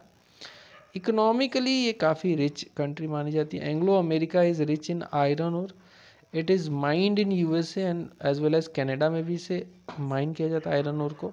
Grand Bank of Newfoundland coast is famous for fishing activity, क्योंकि यहाँ पे जो है गर्म पानी और ठंडा पानी मिलता है तो फिशिंग एक्टिविटी बहुत ज़्यादा होती है। North America is leading producer of wheat, मेज एंड मीट। ठीक है, नॉर्थ अमेरिका जो है लीडिंग प्रोड्यूसर है वीट, मेज और मीट का। कैनेडियन सिल्ड जो है, Canadian Shield is a store house of ores of nickel, lead, zinc, gold, platinum and copper. Canadian जो सिल्ड है it is a store house of ores of nickel, lead, zinc, gold, platinum and copper. Hollywood जो है, Hollywood is the centre of the film industry in Los Angeles California में पड़ता है, और Hollywood के बहुत फेमस एक्टर्स जो हैं वो बहुत अच्छी अच्छी मूवियाँ बनाते हैं। ठीक है, हॉलीवुड जो है it is the centre of film industry in Los Angeles California. The silicon valley is the centre of economic and computer industry. Silicon valley जो है सेंटर है इलेक्ट्रॉनिक और कंप्यूटर इंडस्ट्री की। अब हम बात करेंगे साउथ अमेरिका की। तो चलिए हम अपने अगले कॉन्टिनेंट के बारे में डिस्कस करते हैं। ये हमारा अगला कॉन्टिनेंट जो है वो है साउथ अमेरिका। नॉर्थ अमेरिका हमने डिस्कस कर लिया, साउथ अमेरिका हमारा चौथा लार्जेस्ट, जो 7 कॉन्टिनेंट है जो हमारे धरती पे, उनमें ये चौथा लार्जेस्ट कॉन्टिनेंट है और इसमें टोटल 13 कंट्रियाँ हैं। कितनी कंट्रियाँ टोटल? 13 कंट्रियाँ हैं। लैटिट्यूडनल एक्सपेंशन की बात करें तो 12 डिग्री नॉर्थ से लेकर ये पड़ता है 55 डिग्री साउथ तक। 12 डिग्री नॉर्थ से लेकर पड़ता है 55 डिग्री साउथ तक, 55 डिग्री साउथ तक पड़ता है। एंड लॉन्गिट्यूडनल देखें तो लॉन्गिट्यूडनल एक्सपेंशन इसका ज़्यादा नहीं है। 35 डिग्री वेस्ट से लेकर 35 डिग्री वेस्ट से लेकर 81 डिग्री वेस्ट तक इसका जो है लॉन्गिट्यूडनल एक्सपेंशन है। यहाँ पे जो स्ट्रेट्स बहती हैं, यहाँ पे जो स्ट्रेट्स बहती हैं उनमें स्ट्रेट ऑफ मैगलन आता है, ड्रेक पैसेज आता है। डेजर्ट्स की बात करें तो अटाकामा डेजर्ट यहाँ से होके गुजरता है, पेंटागोनिया डेजर्ट यहाँ से होके गुजरता है। स्ट्रक्चरल एस्पेक्ट की बात करें साउथ अमेरिका की तो यहाँ पे माउंटेन्स के नाम पे यहाँ पे वेस्टर्न माउंटेन्स हैं, एंडीज़ हैं, ब्राज़ीलियन हाईलैंड्स हैं, गिनिया हाईलैंड्स यहाँ पे पड़ता है। वेस्टर्न माउंटेन्स है, एंडीज़ है, ब्राज़ीलियन हाईलैंड्स यहाँ पे पड़ता है, गिनिया हाईलैंड पड़ता है। रिवर्स की बात करें तो अमेजन रिवर यहाँ बहता है, मैग्डालेना नदी यहाँ बहती है, ओरिनोको नदी यहाँ बहती है, पराना और ला प्लाटा नदी भी बहती है। लेक्स की बात करें तो माराकाइबो लेक यहाँ बहता है, टिटिकामा बहता है, लेक पोपो बहता है। प्लेटूज जो है बोलिवियन प्लेटू है, पेंटागोनिया प्लेटू है और अल्टीप्लानो जो है प्लेटू यहाँ पे लोकेटेड है। फाइनर पॉइंट्स देख लेंगे तो साउथ अमेरिका जो है it has been divided into 3 physical regions, that is mountain and highland. Number 2 पे आता है river basin.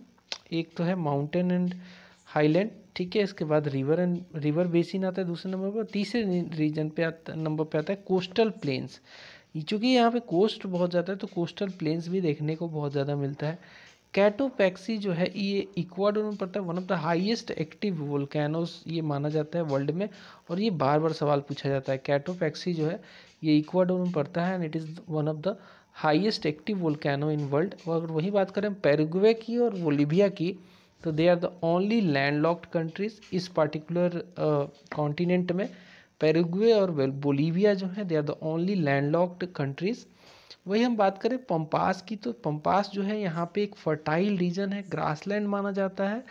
And pampas reason में साउथ अमेरिका का अल्फा ग्रासेस काफ़ी ज़्यादा देखने को मिलते हैं और यहाँ पे खेती बहुत अच्छी खासी होती है। साउथ अमेरिका की बात करें एज वेल एज मैक्सिको की भी, सेंट्रल अमेरिका की, वेस्ट इंडीज़ की, तो इन सभी को मिला के लैटिन अमेरिका इस पार्टिकुलर रीजन को बोला जाता है।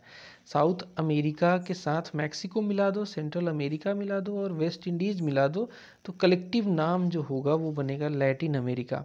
लैटिन अमेरिकन देश जो है इतने तरक्की तो नहीं किए हुए हैं लेकिन ठीक ठाक कंट्रियाँ हैं ये। It has the world highest waterfall जिसका नाम है एंजल फॉल। एंजल फॉल जो है ये लोकेटेड है वेनेजुएला में और ये ओरिनोको रिवर के ऊपर बनता है Angel Fall. It has the world second longest river Nile नदी। नील नदी जो है सेकेंड वर्ल्ड की लॉन्गेस्ट नदी जो है नील नदी। And largest river by volume जो है अमेजन पड़ता है। सेकेंड लॉन्गेस्ट आफ्टर नील जो है अमेजन रिवर जो है, नील नदी यहाँ पे नहीं, नील नदी एक्चुअली अफ्रीका में बहती है। जो second largest in terms of river volume की बात करें अमेजन रिवर यहाँ बहता है, ब्राज़ील वाला जो रीजन है, और यहाँ पे डेंस फॉरेस्ट पाए जाते हैं और यहाँ पे ग्रीनरी बहुत ज़्यादा है इसलिए इसको लंग ऑफ अर्थ भी बोला जाता है। The longest mountain range in the world is the Andes which lies in South America. Longest mountain range जो है वर्ल्ड का वो एंडीज रेंज है और ये लाई करता है साउथ अमेरिका में। More over the driest place जो है अर्थ का वो है अटाकामा डेजर्ट जो कि चिली में पड़ता है। कहाँ पड़ता है? चिली में। It is the Atacama desert which is the driest place in the world.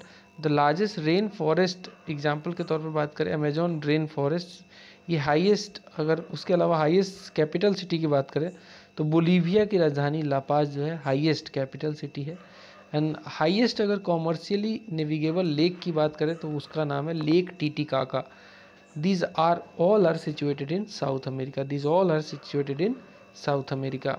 अच्छा, दो बात और बता दूं कि जो सवाना ग्रासलैंड है, सवाना ग्रासलैंड जिसमें लानोस और कंपोस आता है, they are the savanna grassland, tropical region के ये ग्रासलैंड माने जाते हैं, साउथ अमेरिका में पड़ते हैं। सेल्वाज जो है इक्वेटोरियल रेन फॉरेस्ट जो है ये अमेजन बेसिन में काफ़ी ज़्यादा देखे जाते हैं। सेल्वाज जो कि इक्वेटोरियल रेन फॉरेस्ट है ये अमेजन बेसिन में काफ़ी ज़्यादा देखने को मिलता है हमें। Brazil is the only country through which both equator और and one of the tropics, tropic of Capricorn pass करता है। एक ऐसा देश जहां से ट्रॉपिक ऑफ कैप्रिकॉर्न और इक्वेटर दोनों पास करता है। ठीक है, ट्रॉपिक्स में से एक और जो है इक्वेटर। अब हम इसके सोशियो कल्चरल एस्पेक्ट की बात करेंगे तो डिफरेंट ट्राइब्स यहाँ पे रहते हैं, अमेरिकन इंडियन रहते हैं जिसे हम अमर इंड्स बोलते हैं, where the original inhabitants of South America. Machu Picchu, Machu Picchu is an Inca citadel set high in the Andes mountain in Peru. Indigenous जो पीपल रहते हैं यहाँ पे, आईमारा पीपल रहते हैं, आवा पीपल रहते हैं, कुकामा रहते हैं, जूरीज रहते हैं, सिपीबो रहते हैं यहाँ पे, यागुआ रहते हैं, सौर रहते हैं और वाई वाई भी यहाँ पे रहते हैं। इकोनॉमिक एक्सपेक्ट की बात करें तो इतनी अच्छी तो नहीं है इकोनॉमी, बट इतनी बुरी भी नहीं है यहाँ की। Some of the countries of South America are specialised in coffee plantation, जैसे कि ब्राज़ील वर्ल्ड में सबसे ज़्यादा कॉफ़ी का प्रोडक्शन करता है। इसके अलावा इक्वाडोर भी अच्छा खासा प्रोडक्शन कर लेता है कॉफ़ी का, कोलंबिया भी अच्छा खासा प्रोडक्शन कर लेता है कॉफ़ी का, और वेनेजुएला भी। मेज कल्टीवेशन और वीट कल्टीवेशन भी यहाँ पे खूब होता है। साउथ अमेरिका की बात करें तो it is also rich in mineral such as, petroleum के मामले में वेनेजुएला का नाम कौन हटा सकता है, वन ऑफ द लार्जेस्ट कह सकते हैं कि वहाँ पे पेट्रोलियम का रिजर्व है। Aluminium, bauxite, copper, gold, lead, nickel, nitrates और डायमंड कोल वगैरह के मामले में भी काफ़ी यहाँ पे रिचनेस देखी गई है अवेलेबिलिटी के टर्म्स में। ब्राज़ील जो है it has the world's largest reserve of iron. ये कहाँ पे है, सेरा डोस कराजस माउंटेन में लोकेटेड है। ब्राज़ील जो है वर्ल्ड का लार्जेस्ट रिजर्व आयरन का रखा हुआ है सेरा डॉस कराजस माउंटेन्स में। Brazil is also known as the coffee bowl of the world, क्यों? क्योंकि यहाँ पे कॉफ़ी की खेती बहुत ज़्यादा होती है, because it is the largest producer of coffee. Peru की बात करें तो Peru is the leading producer of lead and Colombia is the leading producer of coal. Peru जो है वो लीडिंग प्रोड्यूसर है लीड का, और कोलंबिया जो है लीडिंग प्रोड्यूसर है कोल का। अब हम बात कर लेंगे दोस्तों यूरोप का, यूरोप की चर्चा कर लेंगे। तो फिजियोग्राफी सबसे पहले देखते हैं यूरोप की, फिजियोग्राफी सबसे पहले देखेंगे यूरोप की। सो यूरोप जो है it is the planets 6th largest continent है। ये यूरोप जो है ये प्लानेट अर्थ का 6th लार्जेस्ट कॉन्टिनेंट है, और यहाँ पे जो है 50 कंट्रियाँ हैं, मतलब कि एरिया में इतना बड़ा नहीं है लेकिन कंट्रियाँ बहुत हैं यहाँ पे। And it is part of peninsula of Eurasia. Europe और एशिया के पेनिनसुला को मिला दो तो उसी का ये पार्ट है, बनता है यूरेशिया जिसे कहते हैं, और इसी का पार्ट यूरोप है। लैटिट्यूडनली जो है ये इसका जो एक्सपेंशन है 35 डिग्री नॉर्थ से लेकर 73 डिग्री नॉर्थ के बीच में, और लॉन्गिट्यूडनली जो है ये 25 डिग्री वेस्ट से लेकर 65 डिग्री ईस्ट तक फैला हुआ है। ओशियन एंड सीज की बात करें तो अटलांटिक ओशियन यहाँ से बहता है, आर्कटिक ओशियन भी इसके ऊपर है, ठीक है, मेडिटेरियन सी बहता है इसके सराउंडिंग में, कैस्पियन सी बहता है, Black Sea, White Sea, North Sea, Norwegian sea, ये सब यहाँ से बहते हैं। Baltic sea, gulf of Bothnia and gulf of Finland, bay of Biscay, Aegean sea, इसके अलावा एड्रियाटिक सी, ये सब जो है इसके साथ लगते हैं। स्ट्रेट्स की बात करें तो Dardanelles strait, English channel strait of Gibraltar, ये सब यहाँ पे बहता है। लेक्स की बात करें तो lake Ladoga, lake Onega, Peipus lake, Vanern lake and Vattern lake भी यहाँ से बहते हैं। आइलैंड की बात करें तो ब्रिटिश जो आइले है, आइसलैंड है, सर्दिनिया है, सिसिली है, क्रेटी है, ये सब आइलैंड्स यहाँ से जो है बनते हैं इस पार्टिकुलर कॉन्टिनेंट के ही पार्ट हैं। अगर हम बात करें कुछ इंपॉर्टेंट गल्फ एंड बेज की, तो गल्फ ऑफ जो बोथनिया है ये लोकेटेड कहाँ पे है? ये दोस्तों लोकेटेड है, गल्फ ऑफ बोथनिया की बात करें तो ये स्वीडन और फिनलैंड में लोकेटेड है। इंग्लिश चैनल की बात करें तो ब्रिटेन एंड फ्रांस के बीच में बहता है। एंड गल्फ ऑफ लायंस जो है साउथ ऑफ फ्रांस लोकेटेड है। बे ऑफ बिस्के फ्रांस और स्पेन के बीच में है। स्ट्रक्चरल एस्पेक्ट की बात करेंगे तो माउंटेन्स बहुत सारे हैं यहाँ पे, जैसे कि वेसुवियस माउंटेन, एपेनाइन माउंटेन, इसके अलावा अल्प्स वेरी फेमस अल्प्स जो है, इसके अलावा वोस्जेस, माउंट एटना है, डिनेरिक अल्प्स है, इसके अलावा कार्पेथियन है, पिंडस है, उरल है, कॉकासुस है, ब्लैक फॉरेस्ट है, माउंट स्ट्रोम्बोली है, जोलेन है, पेनिन्स है, कैंटाब्रियन है, पाइरेनीज है, सीरा मोरेना है, सीरा नेवादा जैसा जो है माउंटेन्स यहाँ पे पड़ता है। रिवर्स की बात करें तो river Po, river Tiber, river Rhone, river Ebro, river Garonne, river Loire, river Seine, river Weser, Elbe, Vistula, river Onega, Dvina river, Mezen river, Volga river, ये तो रसिया में भी बहता है, दोन रिवर, टनाइप और Dniester river, Danube river, Rhine river, ये सब रिवर्स यहाँ से बहती है। तो बहुत सारी नदियाँ बहती हैं। पेनिनसुला की बात करें तो आइबेरियन पेनिनसुला है यहाँ पे, बाल्कन पेनिनसुला और कोला पेनिनसुला भी यहाँ पे पड़ता है। यूरोप जो है दोस्तों it is between the Ural mountain, एक तरफ इसके उरल माउंटेन है ईस्टर्न साइड में, एंड अटलांटिक ओशन इसके वेस्ट में है, वेस्ट ऑफ एशिया में, एंड नॉर्थ ऑफ अमेरिका में पड़ता है ये। To north of Europe lies Arctic Ocean, Europe जो पूरा कॉन्टिनेंट है इसके नॉर्थ में आर्कटिक ओशन पड़ता है, पोलर रीजन वाला। इसके अलावा जो है टू द साउथ की बात करें तो मेडिटेरियन सी है साउथ में, यानी कि निचले पोर्शन में इसके यहाँ पे मेडिटेरियन सी है। ब्लैक सी और कॉकासस माउंटेन जो है इसके साउथ में ही पड़ते हैं। ईस्ट में बात करें तो उरल माउंटेन्स है इसके ईस्ट में, ये वाले पोर्शन में उरल माउंटेन है यहाँ पे ईस्ट में, सॉरी यहाँ पे इसके ईस्ट में यहाँ पे उरल माउंटेन है।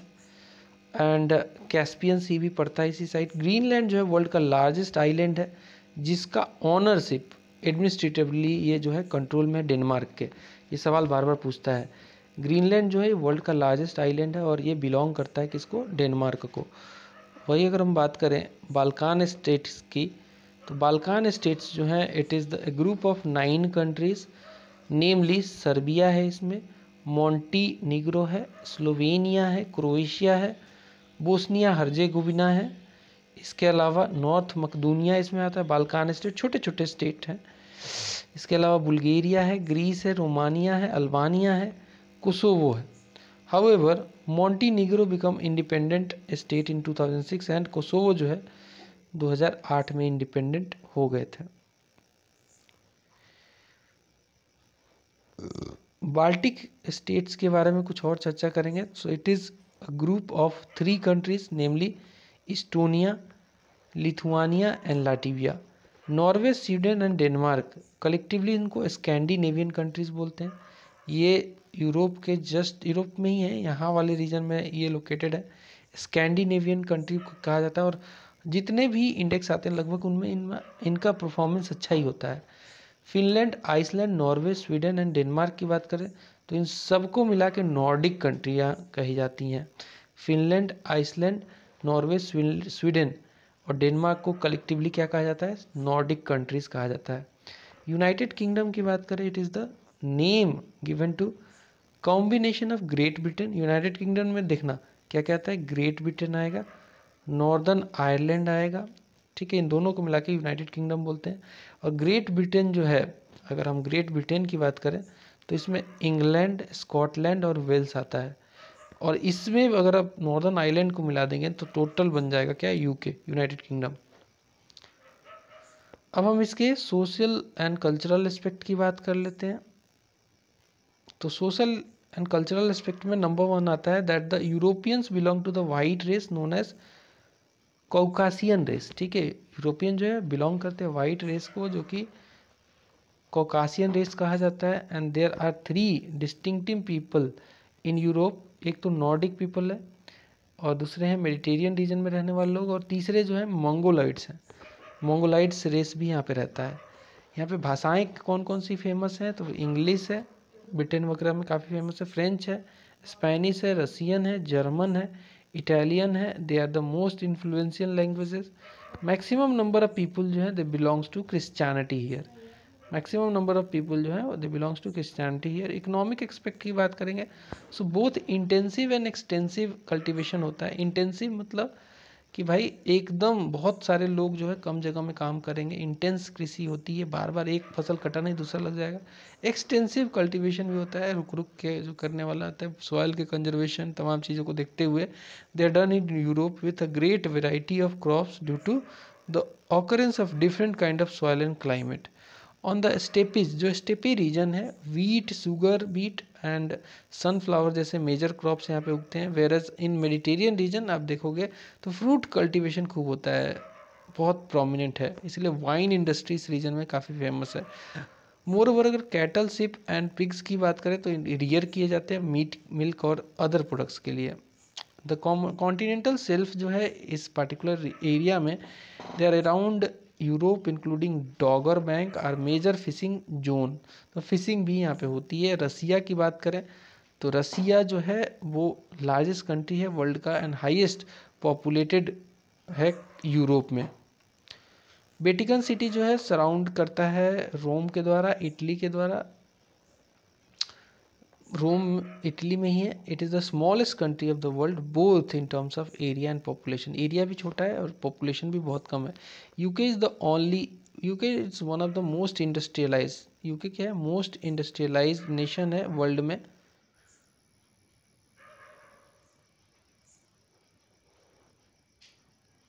So now next continent is Australia. Physiography की बात करेंगे तो it is an island continent. पूरा ये चारों तरफ जो है इसके देखोगे तो आपको समुंदर ही समुंदर है, तो आइलैंड कॉन्टिनेंट है, देख सकते हैं।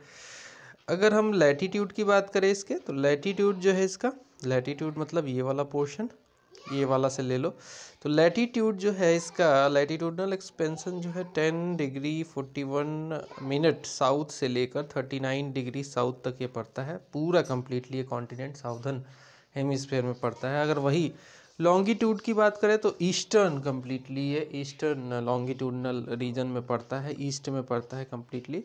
तो कह सकते हैं साउथ ईस्ट में ये पूरा हमारे ग्लोब पे पड़ता है। ईस्टर्न एक्सपेंशन इसका 114 ईस्ट से लेकर 114 इधर आएगा, ईस्ट से लेकर 154 ईस्ट तक ये पड़ता है।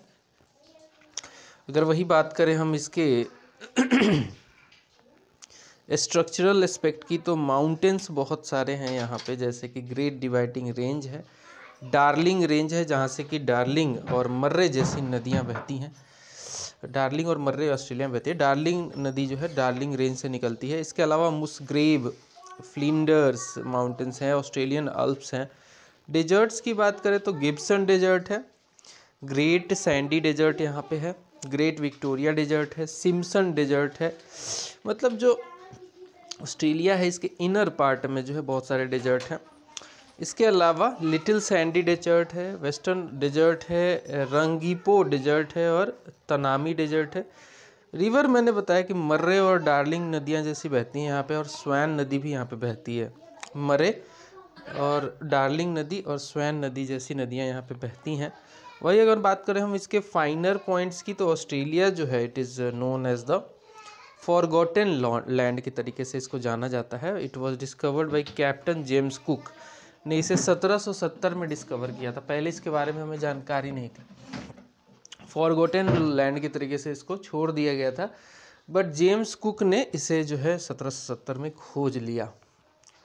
इसके बाद खोज लिया तो फिर इसका डेवलपमेंट शुरू हो गया। It is the smallest continent of the world, smallest continent है of course, and it lies entirely in the southern hemisphere. Southern hemisphere में कम्प्लीटली पड़ता है। The tropic of Capricorn runs almost through the middle of the continent.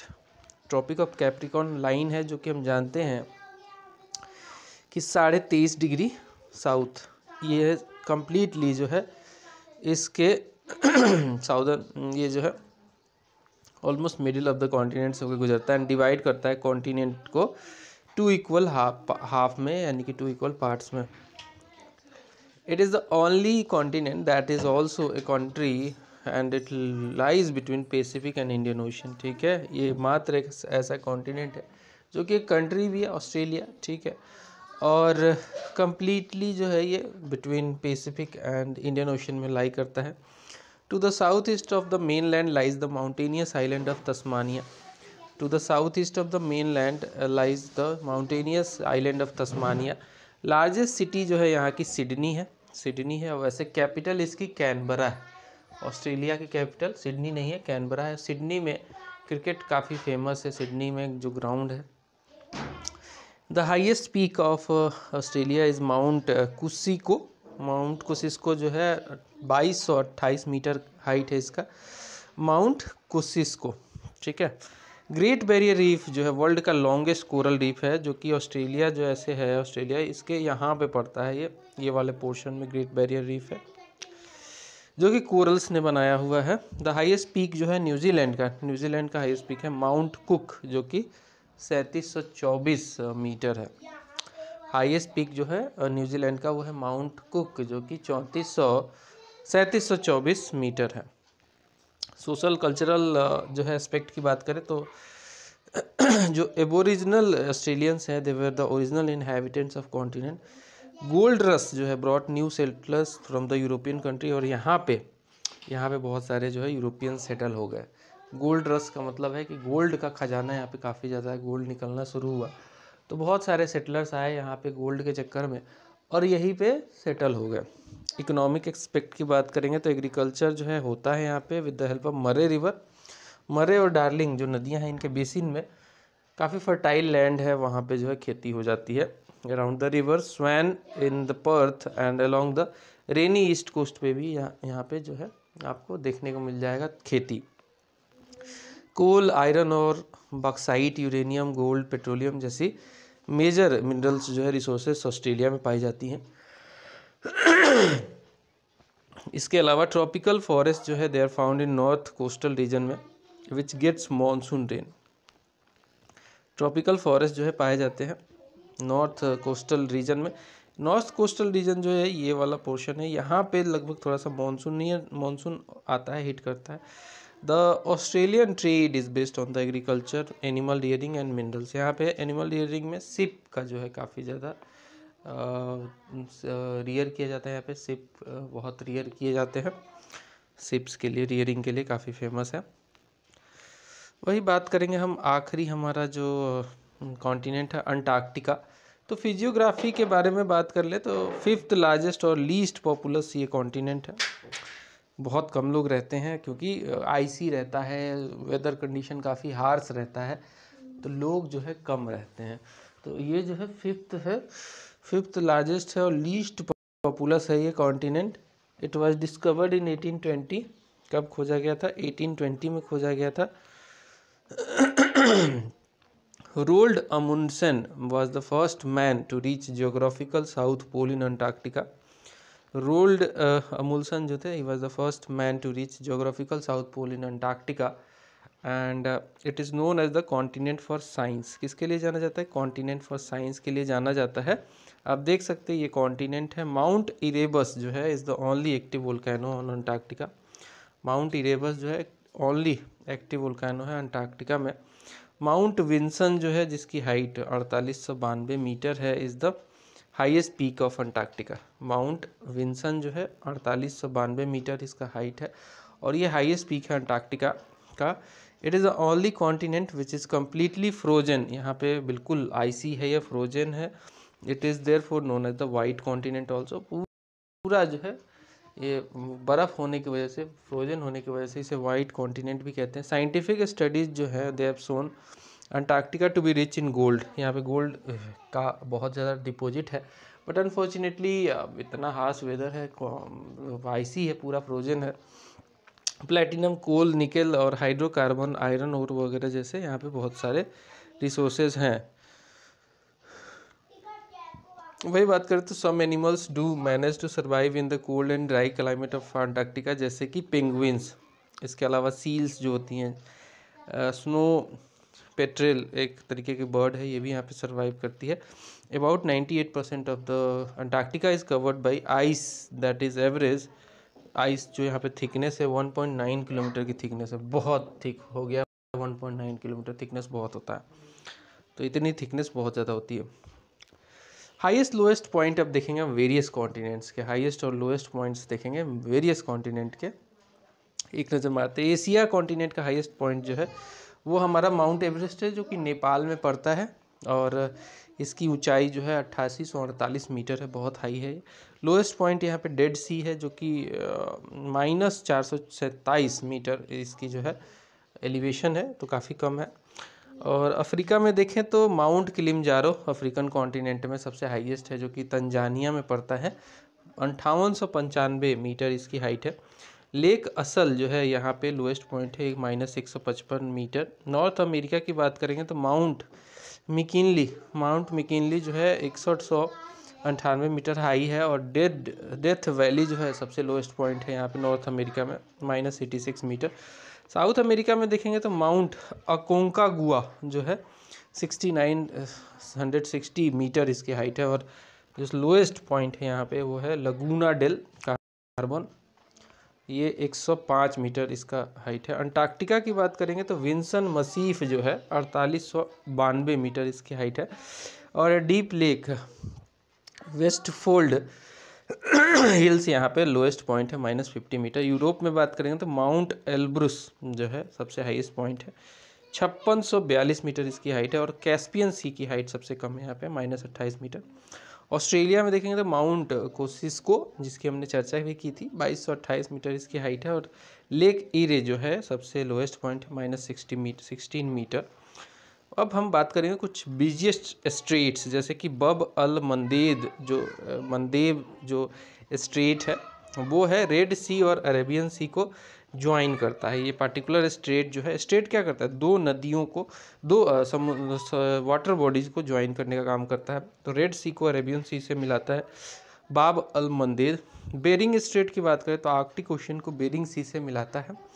Bearing straight की बात करेंगे तो Arctic ocean को bearing सी से मिलाता है, और वही अगर बात करेंगे हम बोस्पोरस स्ट्रेट की तो ये ब्लैक सी को सी ऑफ मरमरा से मिलाता है। बोस्पोरस जो है ब्लैक सी को सी ऑफ मरमरा से मिलाता है। डोवर की बात करेंगे, डोवर स्ट्रेट जो है ये नॉर्थ सी को इंग्लिश चैनल से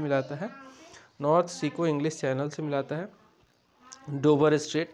फ्लोरिडा स्ट्रेट की बात करेंगे तो गल्फ ऑफ मैक्सिको और अटलांटिक ओशियन को ये मिलाता है। ग्रेट जिब्राल्टर जो है स्ट्रेट ऑफ जिब्राल्टर जिसे बोलते हैं, मेडिटेरियन सी को अटलांटिक ओशियन से मिलाता है। स्ट्रेट ऑफ मलक्का की बात करेंगे तो अंडमान सी को साउथ चाइना सी से मिलाता है। स्ट्रेट ऑफ मलक्का की बात करेंगे तो अंडमान सी को साउथ चाइना सी से मिलाता है। पाक स्ट्रेट की बात करेंगे तो बे ऑफ बंगाल को पाक स्ट्रेट से, पाक बे से मिलाता है। मैगेलन स्ट्रेट की बात करेंगे तो साउथ पैसिफिक ओशन को इस साउथ अटलांटिक ओशन से मिलाता है। सुंडा जो है स्ट्रेट की बात करेंगे तो जावा सी को ये इंडियन ओशन से मिलाता है। इस तरीके से स्ट्रेट की हमने चर्चा करी।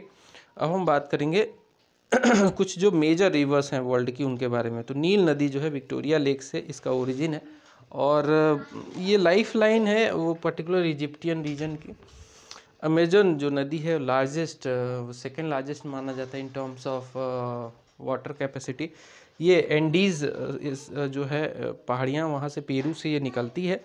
यांगजे रिवर जो है तिब्बतन प्लेटू से इसका ओरिजिन है, और तनगुल्ला माउंटेन से निकलती है। मिसिसिपी मिसौरी, ये दोनों जो नदियाँ हैं यूएसए की नदियाँ हैं, मिसिसिपी और मिसौरी।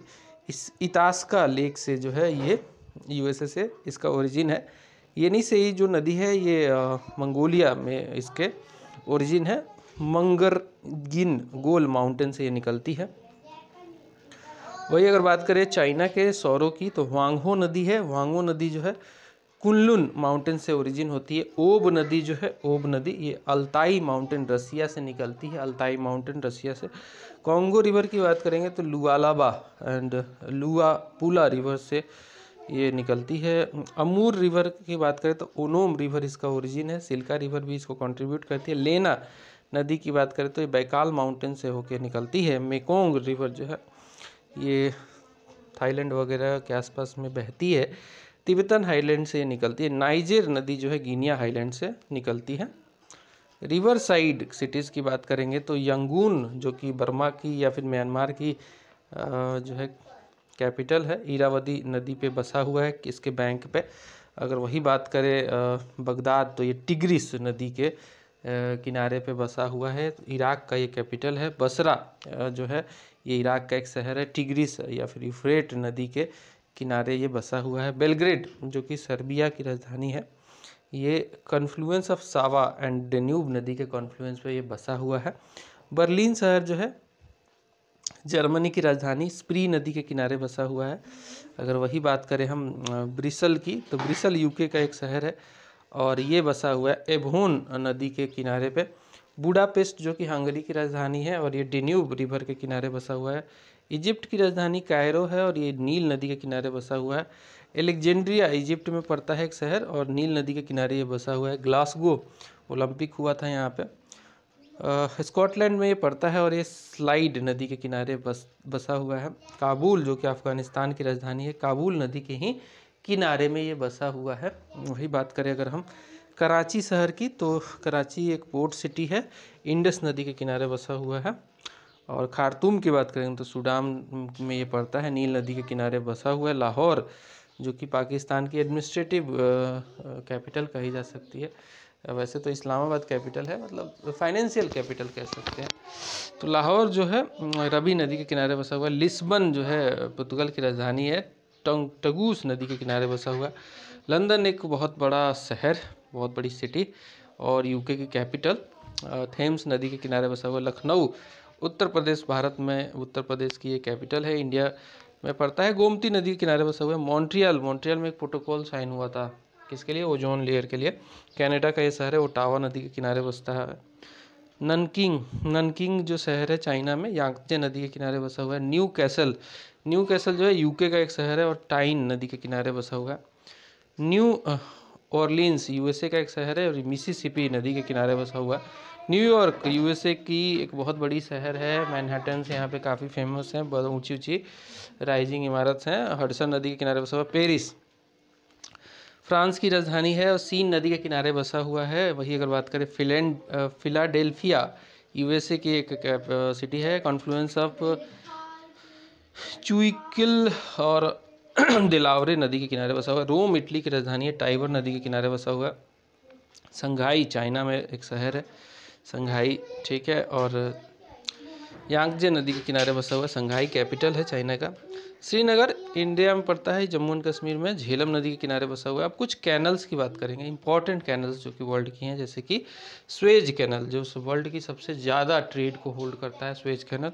और ये खुलने की वजह से जो है यूरोपियन कंट्रियों का ईस्ट कंट्रियों के साथ ट्रेड का जो रूट है काफ़ी छोटा हो गया था। मेडिटेरियन सी को ये रेड सी से जोड़ता है, लाल सागर को भूमध्य सागर से जोड़ता है। इरिक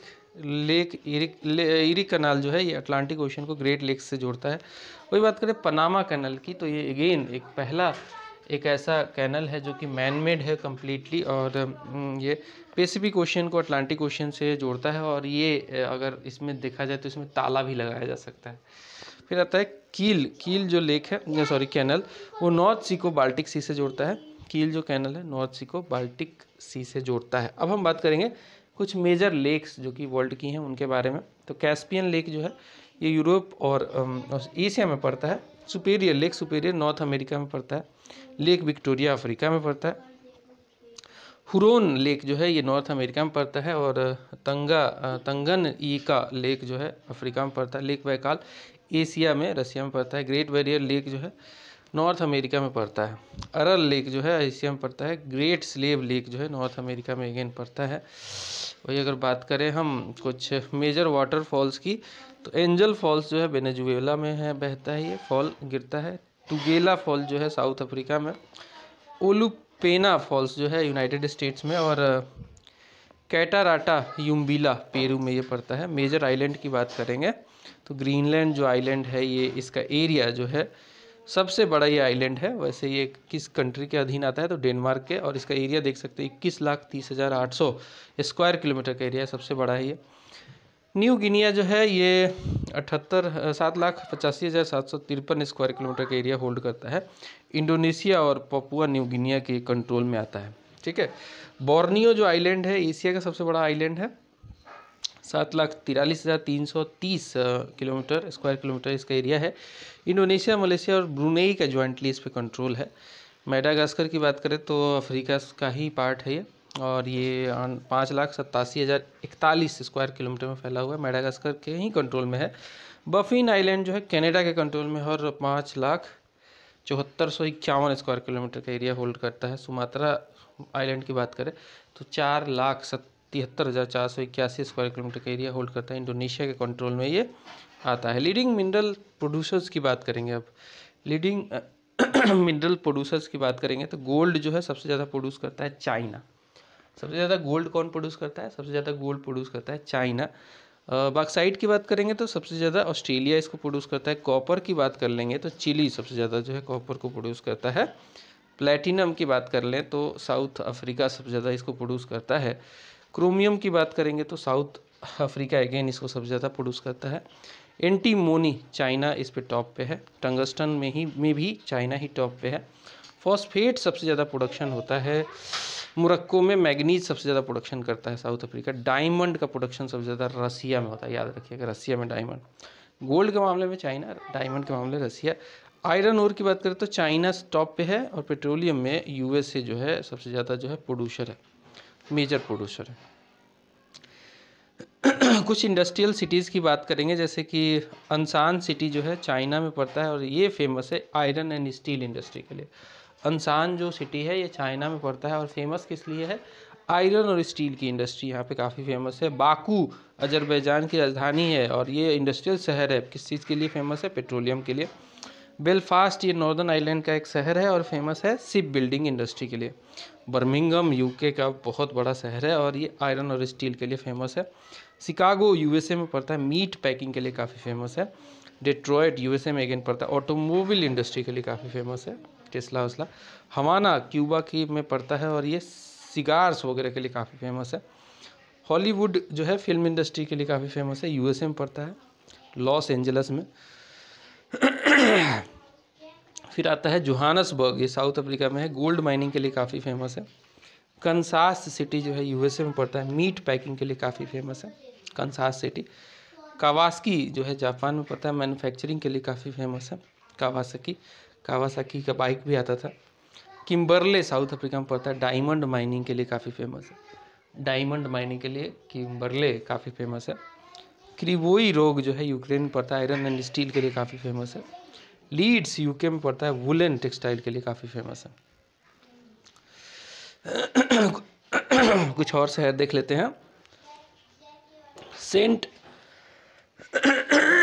सेंट पीटर्सबर्ग जो है ये रसिया में पड़ता है और ये शिप बिल्डिंग इंडस्ट्री के लिए काफ़ी फेमस है।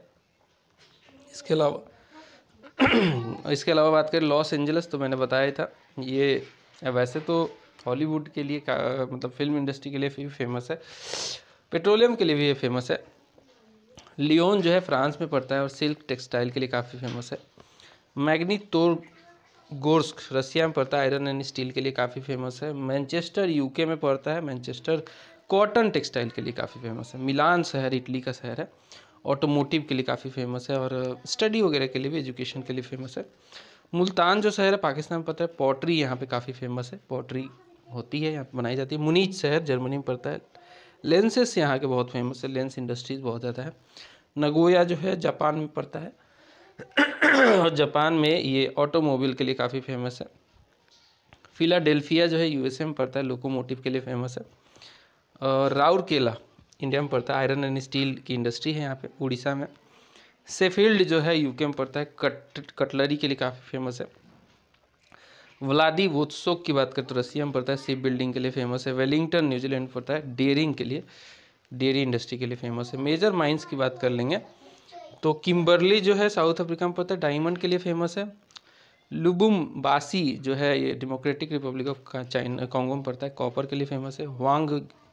वांगे जो है जिम्बाब्वे में पड़ता है, कोल के लिए फेमस है। और विट वाटरलैंड जो साउथ अफ्रीका में पड़ता है, गोल्ड के लिए फेमस है। कटांगा जो है डेमोक्रेटिक रिपब्लिक ऑफ कॉन्गो में पड़ता है और ये कॉपर और कोबाल्ट के लिए फेमस है। कसाई प्रोविंस जो है डेमोक्रेटिक डायमंड रिपब्लिक ऑफ ये डायमंड के लिए फेमस है एक्चुअली, और डेमोक्रेटिक रिपब्लिक ऑफ कॉन्गो में पड़ता है। डायमंड की यहाँ पे बहुत ज़्यादा जो है माइनिंग की जाती है। इंपॉर्टेंट इंटरनेशनल बाउंड्रीज की चर्चा करेंगे आप। तो रेड क्लिफ लाइन जो है भारत पाकिस्तान के बीच में ये सीमा को निर्धारित करने किया गया था सर रेड क्लिफ द्वारा, सिरिल रेड क्लिफ के द्वारा, और इसी वजह से इस पर्टिकुलर लाइन की नाम रख दी गई रेड क्लिफ लाइन। मैकमोहन जो है भारत और चाइना के बीच का लाइन है, ठीक है। मैकमोहन लाइन जो है भारत और चाइना के बीच का बाउंड्री लाइन है। डुरंड रेखा जो है पाकिस्तान और अफगानिस्तान की, कई लोग इसको भारत और अफगानिस्तान का भी बता देते हैं, बट पाकिस्तान अफगानिस्तान ज़्यादा, वैसे भारत पाकिस्तान अफगानिस्तान का भी आता है ऑप्शन, और यही होगा, डुरंड ने ही डिसाइड किया था। हिंडेनबर्ग जो लाइन है ये जर्मनी और पोलैंड के बीच की लाइन है। इसके अलावा जो है मैगिनॉट लाइन, ये फ्रांस और जर्मनी के बीच की लाइन है, मैगिनॉट लाइन। ओडरनेस लाइन जो है, ओडरनेस लाइन ये जो है ये जर्मनी और पोलैंड के बीच की लाइन है।